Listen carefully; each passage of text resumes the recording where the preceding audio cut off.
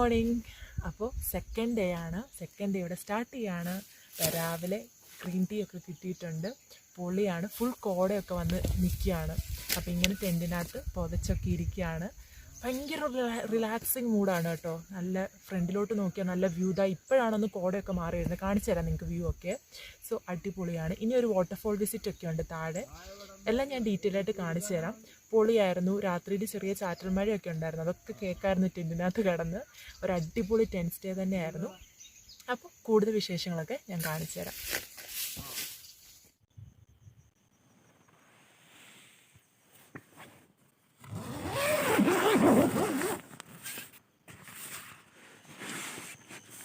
ഏകദേശം ഒരു 5-5:30 ആയപ്പോൾ ഞാനൊന്ന് ടെൻറ്റ് തുറന്ന് പുറത്തേക്ക് വന്നപ്പോൾ കണ്ട കാഴ്ചയാണ് ഈ കാണുന്നത്. ഫുള്ള് മഞ്ഞായിരുന്നു. ഇതിനു മുന്നേ ഞാനൊന്ന് തുറന്നായിരുന്നു. അപ്പോൾ ഇത്രയും പോലും വിസിബിൾ അല്ലായിരുന്നു. ഫുള്ള് മഞ്ഞ് മൂടി കിടക്കുമായിരുന്നു. ഇപ്പോൾ പിന്നെയും കുറച്ചുകൂടെ ഒക്കെ ഒന്ന് ക്ലിയറായി വരുന്നുണ്ട്. ഓൾറെഡി കുറച്ച് ചാറ്റൽ മഴയൊക്കെ ഉള്ളത് കൊണ്ട് തന്നെ നല്ല മൂടി കിടക്കുമായിരുന്നു രാവിലെ. അല്ലേലും ഫുള്ള് മഞ്ഞാണ്. ഒരു 9-10 മണി വരെയൊക്കെ തന്നെ ഈ സെയിം അവസ്ഥയായിരുന്നു. അത് കഴിഞ്ഞിട്ടാണ് കുറച്ചൊന്ന് ക്ലിയർ ആവാനായിട്ട് തുടങ്ങിയത്.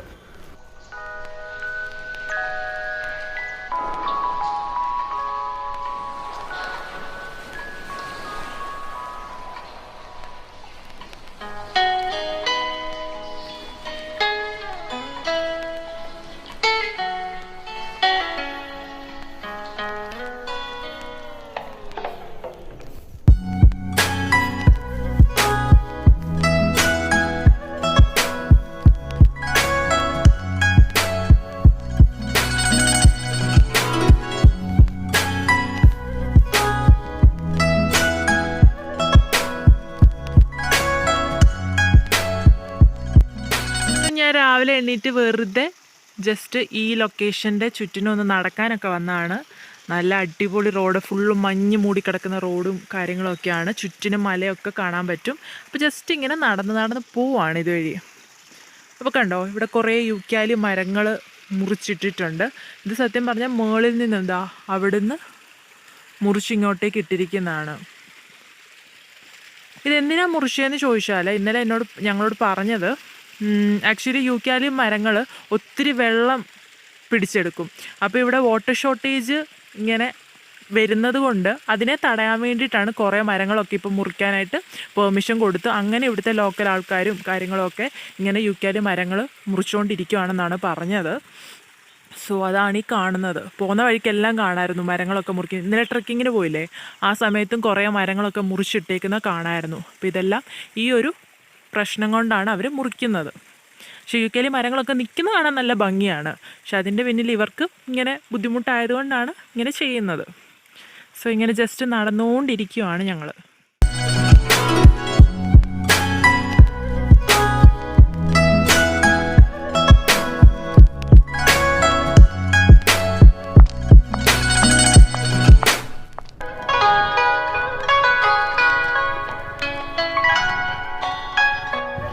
അങ്ങനെ രാവിലത്തെ ബ്രേക്ക്ഫാസ്റ്റും കാര്യങ്ങളൊക്കെ കഴിച്ചതിന് ശേഷം ഞങ്ങൾ വാട്ടർഫോൾസിലേക്ക് പോവുകയാണ്. വാട്ടർഫോൾസ് നമ്മുടെ ടെൻറ്റ് സ്റ്റേയിൽ നിന്നും കുറച്ച് ട്രാവൽ ചെയ്ത് വേണം പോകാനായിട്ട്. ഒരുപാടൊന്നുമില്ല, ഒരു 1 to 2 കിലോമീറ്റേഴ്സ് ഡിസ്റ്റൻസിൽ വരും. അപ്പം ഒരു പോയിന്റ് വരെ വണ്ടി പോവുകയും ചെയ്യും. അപ്പോൾ ഈ പോകുന്നതെല്ലാം ഇവിടെയുള്ള ചെറിയ ഗ്രാമത്തിലൂടെയൊക്കെയാണ് പോകുന്നത്. അപ്പോൾ ഇങ്ങനെ വഴിയെ ആൾക്കാരെയും അവിടുത്തെ ആൾക്കാരെയും ഒക്കെ കാണാൻ പറ്റുമായിരുന്നു. നല്ല രസമാണ്. ഒരു കുഞ്ഞി ഗ്രാമത്തിലൂടെ ഇങ്ങനെ പോയിക്കൊണ്ടാണ് നമ്മൾ വാട്ടർഫോൾസിൻ്റെ മുകളിലത്തെ പോയിന്റ് വരെ പോകുന്നത്. അപ്പോൾ ഇതാണ് വെള്ളച്ചാട്ടത്തിലേക്ക് പോകാനുള്ള വഴിയെ. അവരവിടെ ബൈക്ക് സൈഡിൽ വെക്കാൻ, കാരണം ആന ഇറങ്ങിയിട്ടുണ്ട്. അപ്പോൾ വെറുതെ റിസ്ക് എടുക്കേണ്ടത് കൊണ്ട് ബൈക്ക് അവിടെ വെക്കുകയാണ്. എന്നിട്ട് താഴോട്ട് കാണുന്ന ഈ വഴിയാണ് നമ്മൾ വെള്ളച്ചാട്ടത്തിൻ്റെ അടുത്തോട്ട് പോകുന്നത്. ഒരു 2.5 കിലോമീറ്റേഴ്സോളം നടക്കാനുണ്ടെന്നാണ് പറഞ്ഞത്. എന്തായാലും പൊളി വ്യൂ ഒക്കെയാണ് ചുറ്റിനും. അപ്പോൾ ഇങ്ങനെ കണ്ട് ആസ്വദിച്ച് നടക്കാമല്ലോ, രസമല്ലേ. ആനയൊക്കെ ഇറങ്ങുന്നത് ചിന്നാർ വൈൽഡ് ലൈഫ് സെഞ്ച്വറിയാണ് ആ ഭാഗത്ത് കാണുന്നത്. അപ്പോൾ അങ്ങനെ രാത്രിയിലൊക്കെ കൂട്ടമായിട്ട് ആനകളൊക്കെ ഇറങ്ങുന്ന ഏരിയ ആണെന്നാണ് പറഞ്ഞത്. എന്തായാലും പൊളിച്ച്. അപ്പോൾ വെള്ളച്ചാട്ടത്തിലേക്ക് നമുക്കിനി പോവാം.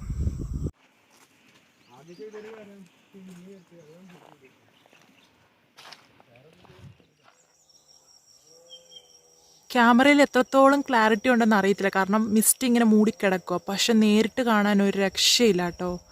നല്ല പൊള്ളി സ്ഥലം. ഓഫ്, കണ്ടോ ഇങ്ങനെ ഫുള്ള് കാട്.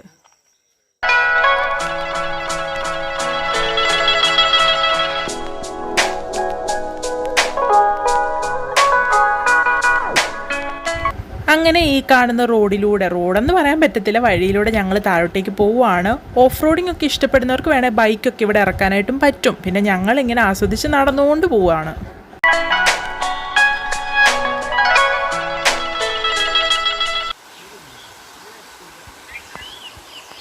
ഇനി ഈ പ്രൈവറ്റ് എസ്റ്റേറ്റിൽ കൂടെ നമ്മൾ കയറി പോവാണ്.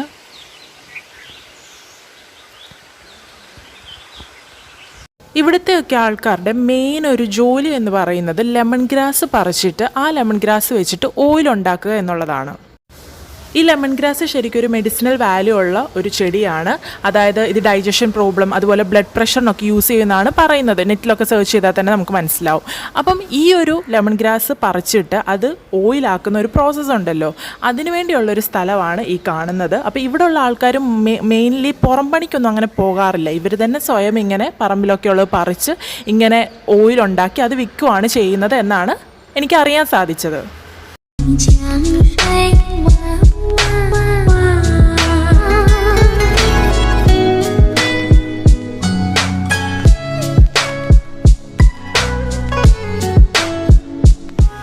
അങ്ങനെ അവസാനം നമ്മൾ വെള്ളച്ചാട്ടത്തിലെത്തി. കുഞ്ഞു വെള്ളച്ചാട്ടം കേട്ടോ, പക്ഷെ പൊളിയാണ്. സേഫായിട്ട് നമുക്ക് ഇറങ്ങാൻ പറ്റിയ ഒരു വാട്ടർഫോൾസ്. അതിൻ്റെ താഴെയൊക്കെ പോയി ഇരിക്കാനൊക്കെ പറ്റും. അവിടെ കണ്ടോ ഫുള്ള് പൂക്കളൊക്കെയാണ്. ഭയങ്കര ബ്യൂട്ടിഫുൾ ആയിട്ടുള്ളൊരു വാട്ടർഫോൾസ്.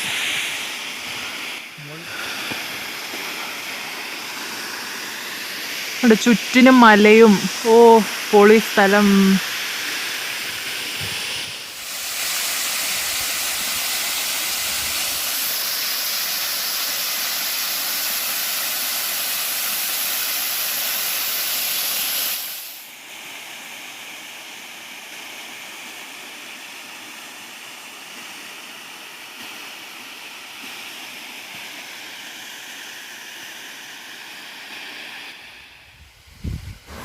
അങ്ങനെ കുറേ നേരം ആ അടിപൊളി വെള്ളച്ചാട്ടത്തിൽ ടൈമൊക്കെ സ്പെൻഡ് ചെയ്ത് കളിച്ച് കുളിച്ചൊക്കെ ഞങ്ങൾ തിരിച്ചു കയറി പോകുമ്പോഴാണ് നെല്ലിമരം കണ്ടത്. അപ്പം കുറേ നെല്ലിക്കയൊക്കെ കിടക്കുന്ന കണ്ടപ്പോൾ കുറച്ച് നെല്ലിക്കയൊക്കെ പറിച്ച് ഞങ്ങൾ പോവാണ്.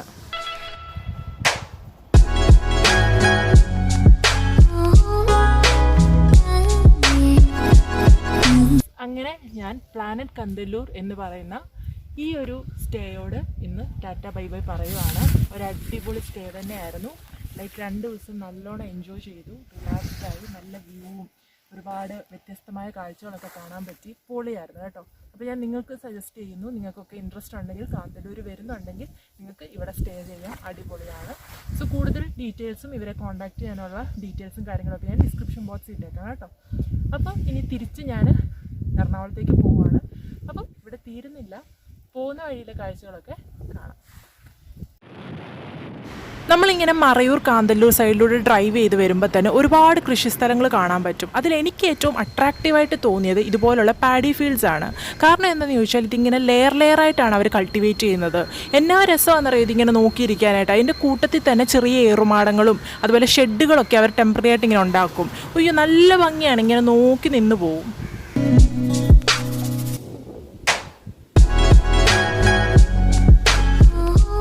അങ്ങനെ തിരിച്ച് മൂന്നാറിന് പോവുകയാണ്. പോകുന്ന റൂട്ടിൽ തന്നെ ഇവിടെ ഒരു ചെക്ക് പോസ്റ്റ് വരുന്നുണ്ട്. ചെക്ക് പോസ്റ്റിന് തൊട്ടടുത്തായിട്ടുള്ള ഒരു പാർക്കാണ് ആനക്കൊട്ടപ്പാറ പാർക്ക്. ഇവിടെ ശരിക്കും മുനിയറ കേവ്സ് ഒക്കെയാണുള്ളത്. അപ്പോൾ അതൊന്ന് ജസ്റ്റ് കണ്ടിട്ട് വരാമെന്ന് കണ്ട് പോവാണ്.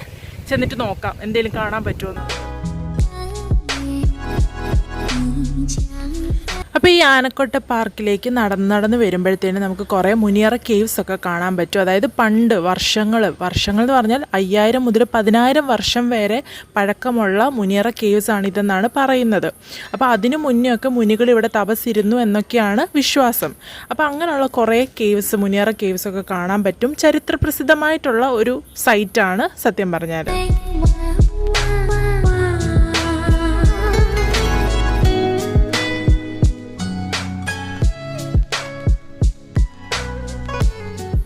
അപ്പോൾ ഇങ്ങനെ നടന്ന് ചെല്ലുമ്പോൾ തന്നെ അതിൻ്റെ ഒരു ഫൈനൽ പോയിന്റ് എന്ന് പറയുന്നത് ഫെൻസിങ് വെച്ച് ഇങ്ങനെ കെട്ടി വെച്ചിരിക്കുകയാണ്. അപ്പോൾ അതിൻ്റെ അപ്പുറത്തേക്ക് നമുക്ക് ക്രോസ് ചെയ്യാൻ പറ്റത്തില്ല.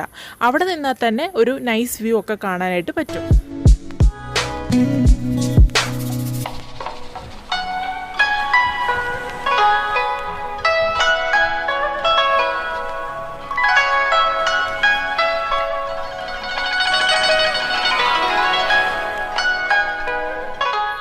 ഈ കാണുന്ന പാറപ്പുറത്തൂടിയാണ് നമ്മൾ നടന്ന് അമുനിയറയുടെ അടുത്തേക്ക് ചെന്നത്. അത്യാവശ്യം നല്ല വെയിലൊക്കെ ഉണ്ട്, ഉച്ച സമയത്തൊക്കെ പോയാൽ ഫുള്ള് ഇങ്ങനെ പാറയാണ്.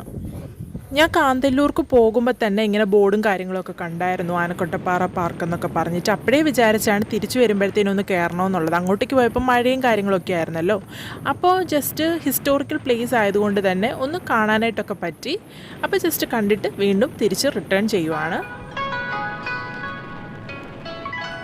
അങ്ങനെ വഴിയിലെ കാഴ്ചകളൊക്കെ കണ്ട് ഞങ്ങൾ മൂന്നാറിലേക്ക് തിരിച്ചു പോരുവാണ്. അപ്പോൾ പോരുന്ന വഴി ശ്രദ്ധിക്കേണ്ട ഒരു കാര്യം എന്താണെന്ന് ചോദിച്ചാൽ, ഫുഡൊക്കെ കഴിക്കേണ്ട ആവശ്യം വന്നാൽ മറയൂർ ടൗണിൽ നിന്ന് തന്നെ കഴിക്കുന്നതായിരിക്കും ബെറ്റർ. ഇല്ലെന്നുണ്ടെങ്കിൽ പിന്നെ 45 കിലോമീറ്റേഴ്സ്, അറൗണ്ട് 45 കിലോമീറ്റേഴ്സ് കഴിഞ്ഞ് മൂന്നാർ ടൗൺ എത്തുമ്പോഴാണ് അത്യാവശ്യം കുറേ കടകളും കാര്യങ്ങളൊക്കെ കാണുന്നത്.